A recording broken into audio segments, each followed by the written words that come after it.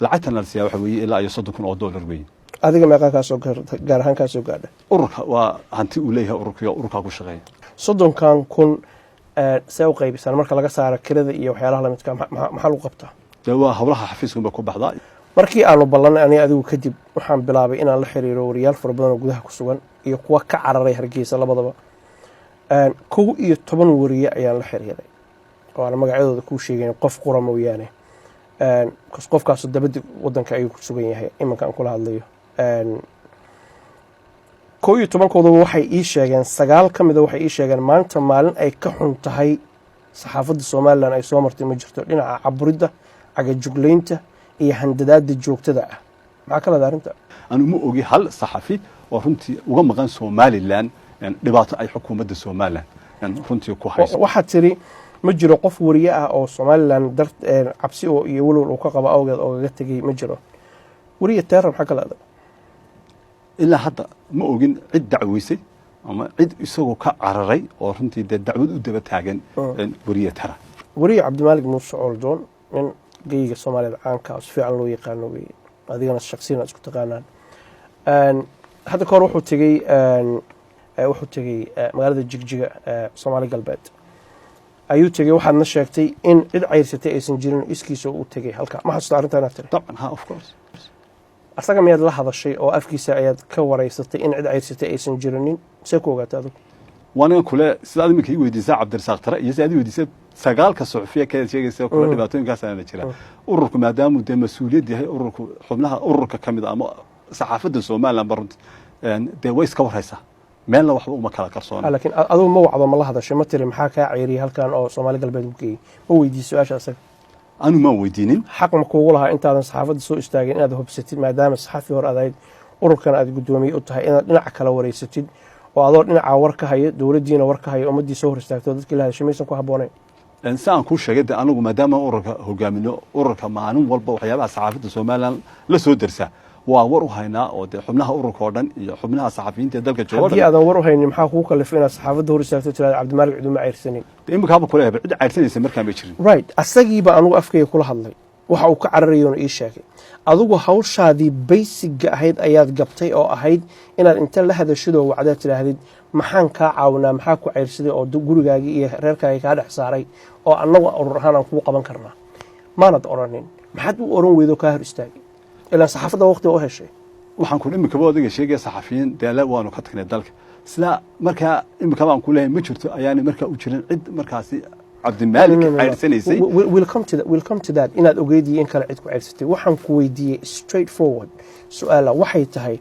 Cabdimaalik maxaa uu weeday maadaama gudoomiyihii ururka ah tahay oo oran weeday nin saxafi ah tahay waxaan maqlay inaad meeshii ka tagtay yaa ku ceyrsaday maxaan ku qabanaa maxaad oran weeday haddii aan su'aashaada ku cadeeyo anagu Soomaaliland ahaan geographically waxaanu leenahay xad baanu leenahay saxafiyiinta Soomaaliland intaanu qaan maamulaa waa wixii xadka ku jira qofkii wariyaa oo ka baxa xayndaabka iminka aad sheegtay oo dhibaato sheeganaya ama run ha ahaato ama been ha ahaato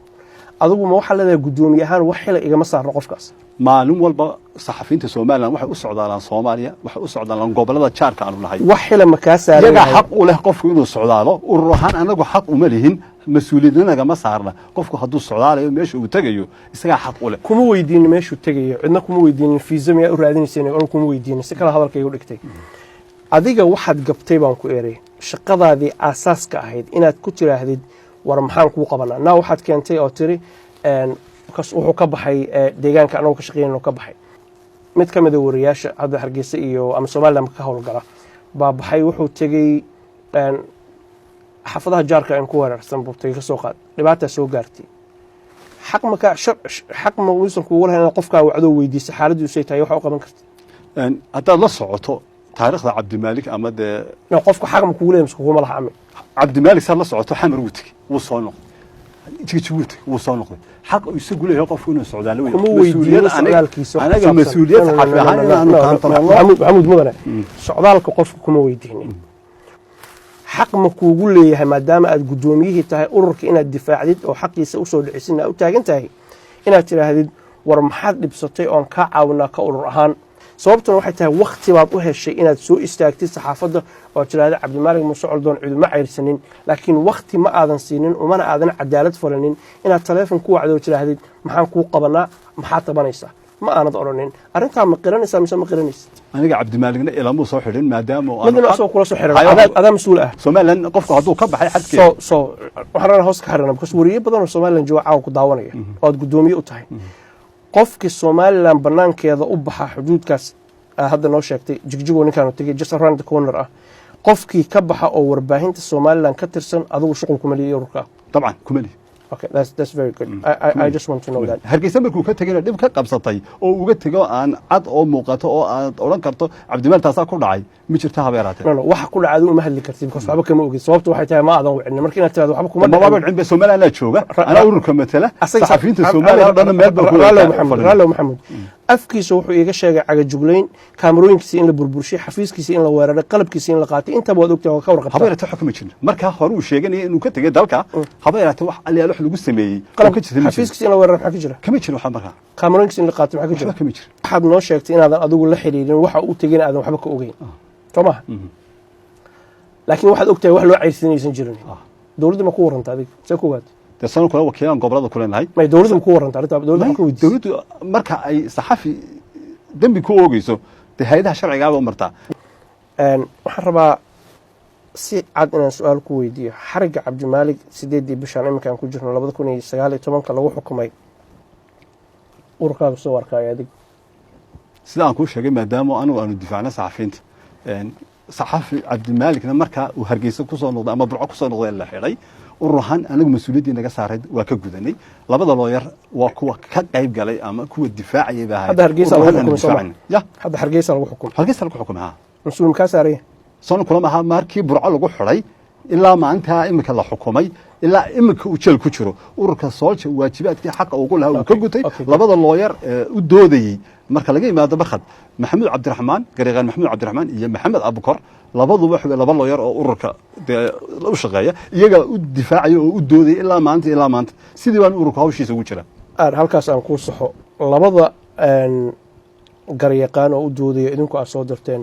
mid maalin qura ayuu yimid dib dambana looma arag waxaan u malaynaya aadan la soconin dib rekoorka u baar xariga cabdimaalig see aragta labada looyar oo kale tamaam mubaaragna ma ilaa 4 looyar ilaa 6 looyar oo u doodayay xariga cabdimaalig xukunka maxkamaddu ay ku riday 3 sano barkaas see aragta ururkaygu waa ka hadlay dabcan ururku waa ka hadlay anuu cabdimaalig xarigiisa runtii intii aanu difaaci karaynay waa difaacnay garsoorkuna isagaa xaq u leh in uu go'aan gaaro inaad u doodeen oo looyar u qabateen shaki kuma jiro adna waa ogtahay anna waa ogahay inkastoo hal looyar oo ahaa mid maalin qura yimid mubaarag iyo rag kale u doodayey sidee u aragtaan urur ahaan xarigiisu ma xaq baa mise xaq maa sidee u aragtaan haddii maxkamadda go'aan ka gaadho runtii dabcan male choice male laakiin waxaa noo bannaan fursadaha kale ee aan ugu qaadi karno maxkamadda xukuumaddu halkan joogi lahaa su'aalo kale aan weydiin lahaa su-aashaan ku weydiinaya ururkiina fikirkiisa raba inaan ogaado adigu aa guddoomiyaha u tahay kaaga shaksigaa dan kama lihi ururkiinu cabdimaalig ma wuxuu u arkaa nin dembiile ahaa oo maxkamaddu dembi ay ku heshay mise nin dembi uusan lahayn lagu qaaday soo aragtaa ururka horta isagu saxafiga dembi ma saaro dembina kama maydho waxa uu u sameeyaa waan fahmi karaa su-aashu inay adag tahay ka dhuudhuumanaysa ama ka lehleexanaysa laakiin kaama daynayo ilaa jawaab saxa aan kaa helo ururkiinu sidoo u arkaa cabdimaalig xukunka lagu riday xaq buu u arkaa mise baatil dee dabcan cabdimaalig waa la soo eedeeyay saan kuu sheegay dee dembi baana lagu helay dembi baa lagu helay dembi baa lagu helay soo waxaa aragtay garsoor xaq ugu leenahay sida dacwadaha caadigaaba ka dilay dad baa dee marka xukun lagu rido loo doodaayo abiil loo qaadaa dacwadiisa la galaa soo marka idinku maxkamadda la safantiin maanagu xukunka abiil baa loo qaadinaaba soo abiilka waxa qaadaysan kuma qanacsanidin dabcan kuma qanacsanin soo cabdimaalig waxa aragtaa inaan dembi lahayn oo dembi maxkamaddu ay xukuntay anigu cabdimaalig maadaama maxkamaddu xukun ku riday abiilka aanu qaadanayna waxa weeye in aanu fursad u siino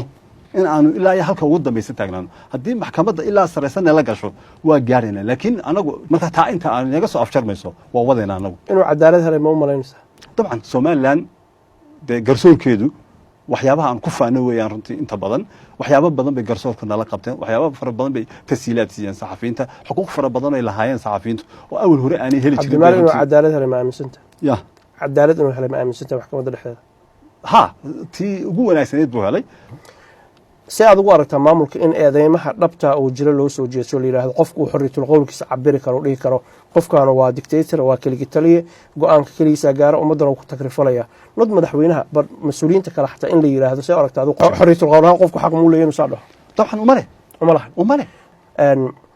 maxamuud cabdi jaamac waxa weeye waa nin maaragtay aan wanaagsaneyn oo saas inaan ku dhaho oo xorriyatul qowlkaas anigu xaqaan u leeyahay ma aaminsantahay mid aan ugu leeyahay inaan ama run ahaado ama been ahaato maya xaq u mari